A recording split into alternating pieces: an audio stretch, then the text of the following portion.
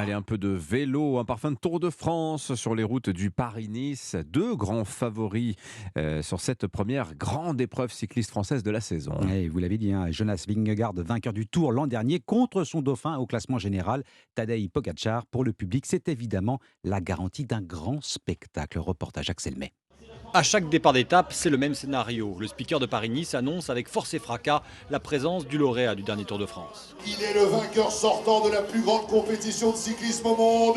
Il est devant vous, c'est Jonas Vingegaard. Si les applaudissements du public sont moins fournis, moins nombreux que sur les routes du Tour, l'enthousiasme est là. Eric est venu en voisin assister au départ d'une étape. Il a vu Vingegaard, mais aussi le Slovène Tadej Pogacar, dauphin du Danois cet été. Donc là, c'est un avant-goût, on va dire. Là, il va se tirer la bourre avec Pogacar. Voilà, il s'observe encore.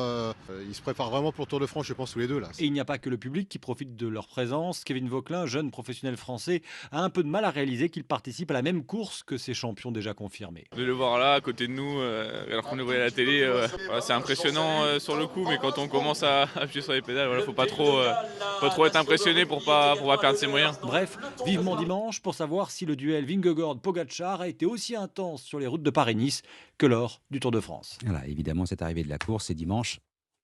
À Nice. Voilà. Oui, oui, oui, évidemment. Pour une fois, c'est moi qui vous colle. Sinon, ce serait Nice-Paris dans l'autre sens. Merci Beauforêt. Pensez un jour la remontée.